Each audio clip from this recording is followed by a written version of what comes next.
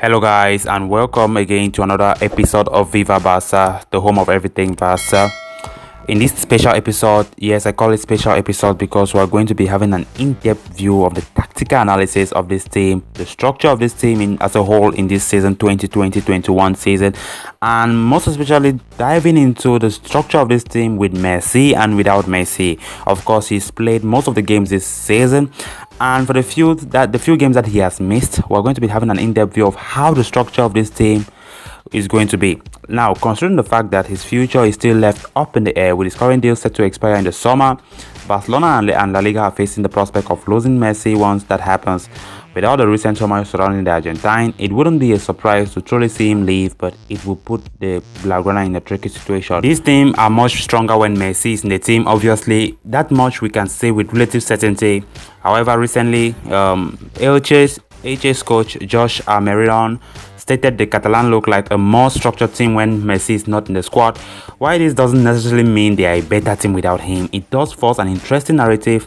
So how do Barcelona look without their little genius? So as I said earlier, this tactical analysis will attempt to analyze the games Barcelona have played this season without Messi and also with him, and the structure of the team in general, and decipher whether there are any differences in their tactics. The analysis of this report will also include statistical parts that will help us highlight those aforementioned differences. So guys, before we dive straight into it, make sure you click on that subscribe button and we are good to go. So before delving deeper into the tactical analysis, we have to explain the sample we are working with here. Now, Messi have played a lot of games across all competitions this season and scoring 29 goals and assisting, as much assists. This means that he was absent for just 6 games in 2020-21, limiting our pool to a rather low figure, but still enough for a sample to back our analysis on. 540 minutes without Messi is quite a lot of time, and Barcelona have had mixed results in that period. Of course, another thing to note is that he wasn't absent for 540 minutes in a row, but rather scattered across the season. This is important because Koeman's tactics have evolved since the beginning of the campaign, so our main focus will be on the latest clashes without the Argentine in the squad. Still, to even out of the playing field, I've calculated the average stats for Barcelona with Messi in the team, and then since the difference in the number of games is big, I've also decided to calculate the averages for the last 6 games with and without him. You can see the dashboard with the data in that image there. Before making any big conclusions based on the statistics, it should also be pointed out the level of opposition wasn't taken into account here. Naturally, Barcelona will have an easier job beating some teams and then struggle with others. For instance, they have trailed a 4-0 victory over Dynamo Kiev and have beaten Ferencváros 3-0 in the Champions League, remember, in the group stage without Messi. So these 2 games specifically may have inflated the stats a bit, but shouldn't distort the overall image too much. Looking at the stats, we can see some interesting things. For instance, Barcelona without Messi seem to be a far more dynamic team, registering higher possession with a slightly more vertical approach. The tempo of their play is more or less the same, but they seem to create more chances, register more shots and more positional attacks on the average. Interestingly, however, Messi's decisiveness means that despite creating less and shooting less, they will score more goals with him in the team. They also rely less on crosses in general, which could be a side effect of a far more central approach, which we'll discuss later in this tactical analysis. Defensively, we look more efficient without him, with of duties in that phase in general, with lower PPDA. When I talk about PPDA, I mean passes allowed per defensive action, more recoveries and far fewer goals considered. The Catalans do seem to defend better without him. However, somehow they have also registered more shots considered and attempted more fouls, which is due to more aggressive defensive tactics in general.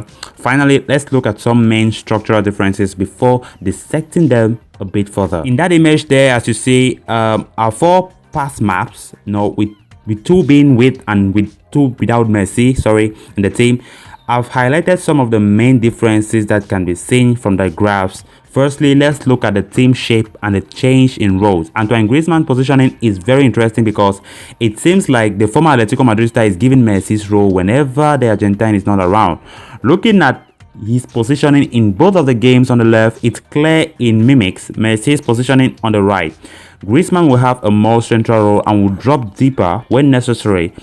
just as Leo does when he's around. Similarly, we can see the difference with the positioning of the right center back, in this case Ronald Araujo. When Messi is playing, Araujo seems to be far deeper on the pitch. This could be for defensive cover, seeing how Messi likes to cut inside into his left foot, having the flank free and prompting the right back to overlap if there is no natural winger on that side. This, however, can lead to a lot of space to be exploited by the opposition, making the right center back take a more defensive approach. Without Messi and the team more balanced structurally, the right center back is given more freedom in his movement. A similar thing can be said for the right back, but can mostly depend on whether a winger is playing or not, as we have already alluded to earlier. And finally, it does seem like Barcelona often spend more time in the middle third of the pitch when Messi is not there, as opposed to the final third when he is. This does make sense, as he's usually the one who gets them there when they run into progression and problems. Without him, the onus is on the midfield more than it usually is, and this does lead nicely into higher possession values and more passes in general. I have deliberately used one of the games with him where that isn't the case, because the structure perfectly mirrored the one on the left, and to highlight that this isn't something that's always set in stone. This tactical analysis will now shift towards dissecting some of the main points we have mentioned earlier. Now let's talk about the Griezmann in the Messi role. The fact that Griezmann and Messi share some similarities is nothing particularly new. The Frenchman also enjoys a free role in the team and likes the play to flow through him in attack. However, when Messi is on the pitch, that becomes very difficult, But as we have seen from the previous graph in the earlier section of this tactical analysis, without Messi, Koeman often gives Griezmann the Argentine's role. Let's first explore their respective heat maps for more insight. With Messi on the pitch, Griezmann is instantly relegated to the wide areas a lot more.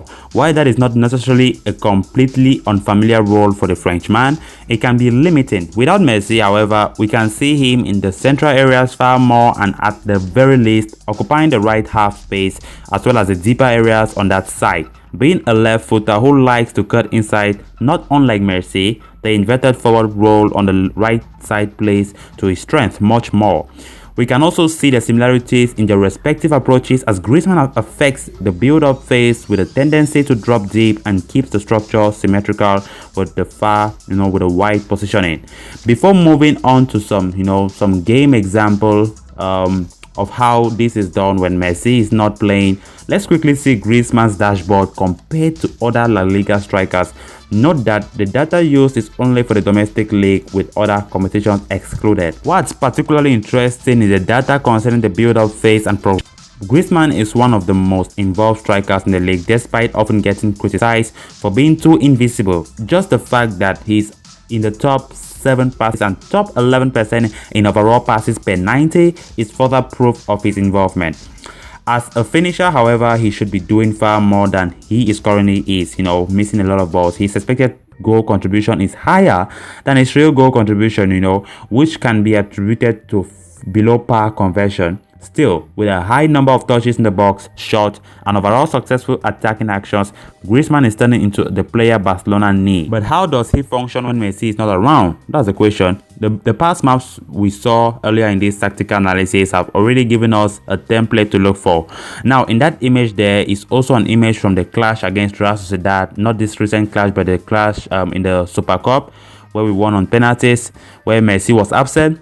Even though Koeman's structure without the Argentine differs, this example is particularly giving us a clear picture of what the system looks like in general. Notice how Griezmann would drop deeper into the false 9 or the number 10 role at the tip of the diamond formed with the midfield trident.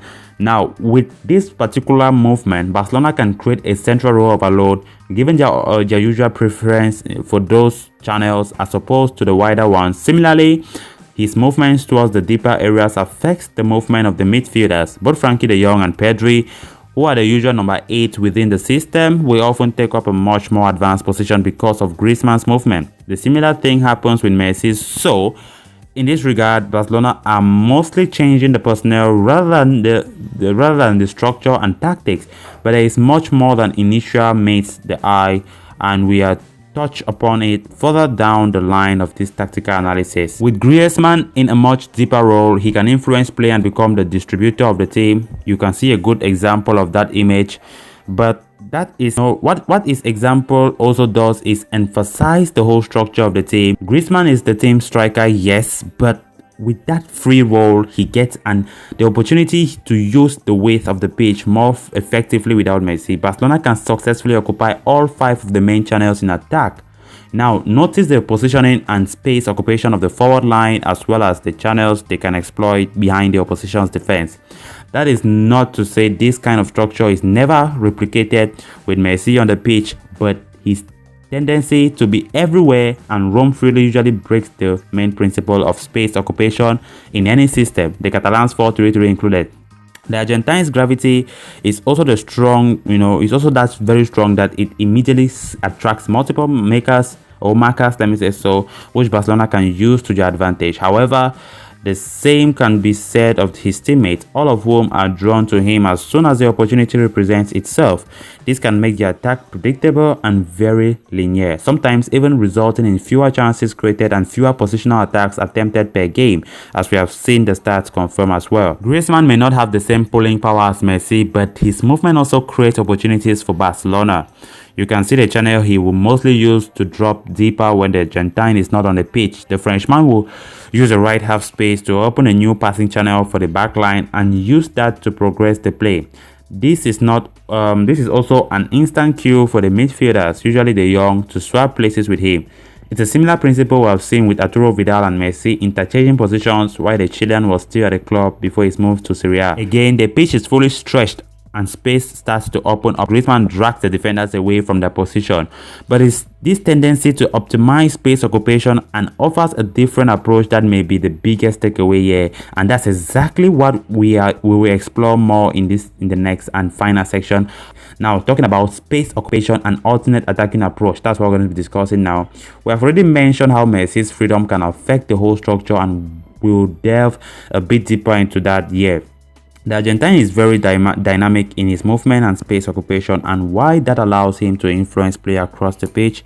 The sheer lack for positional rigidness often means Barcelona become one-dimensional. Once again, we come back to the gravity that was alluded to earlier. A good player can use his movement to attract the opposition, drag them out of the structure, and create space that way. Messi does this on a whole different level as his presence alarms multiple markers at once, but it's also a beacon for his teammates. So let's compare that in a couple of graphs. On the right, we have 3 games with Messi, and on the left, we have 3 games without him. What stands out in the games on the right is how central Barcelona are with the Argentine. This is due to him cutting in from the right side and then consistently being found by his teammates even when it doesn't serve a greater purpose for advancing the attack.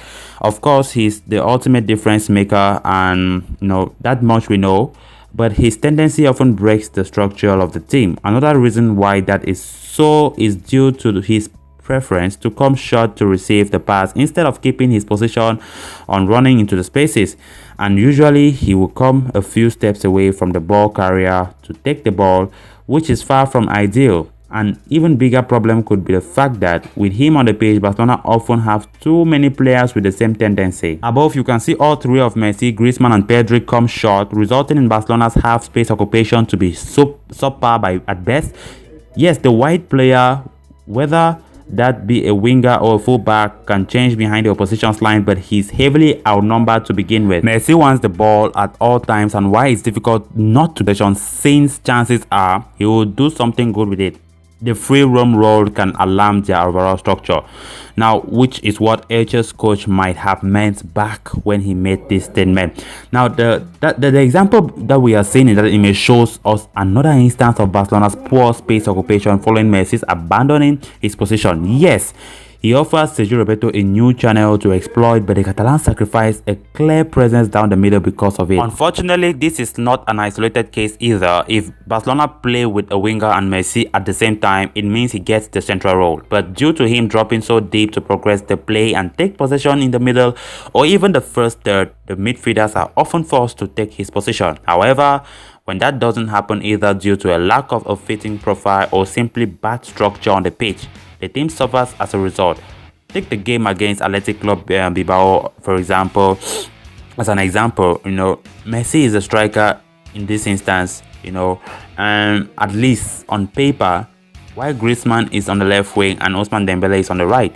The midfield consists of Pedri, Pjanic and De Jong, with the Dutchman playing as the deep playmaker, dropping the deepest on the pitch. Since the former Ajax talent is between the centre backs, he can't take up Messi's position higher up the pitch. Pedri, as we have already concluded, likes to come short for the ball, and he does exactly that here. Pjanic, however, won't make the same run. De Jong would make in his place, and Messi against drops deeper. This leaves Barcelona with less than ideal space occupation and once again lacking a clear presence down the middle channels to pin the centre backs or offer runs behind the defensive line. Compare that to the attacking structure without him and you can see the results are quite different. In the following image, once again, I think we have 5 members joining the attack here. And yeah, granted, Pedro himself comes short as he usually does, but the structure remains very solid. So what can we conclude following this thorough tactical analysis of Barcelona with and without Messi? People often confuse structure and being symmetrical, which isn't the case. Asymmetrical systems are still very valid, but the Argentine often has no defined position on the pitch, and that can definitely disrupt the team's space occupation. He may act more as a number 10 or a false 9, but confining him in those 2 boxes would also be doing him a big disservice. But it's his decisiveness and lethality that still makes up for the lack of structure. So are Barcelona more structure without him then? Probably so, but that doesn't necessarily translate to them being a better team overall.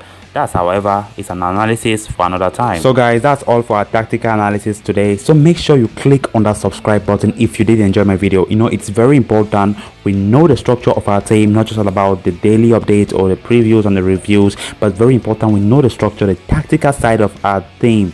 So guys, if you did enjoy my video, please don't hesitate to click on that subscribe button below. Thank you again and stay safe.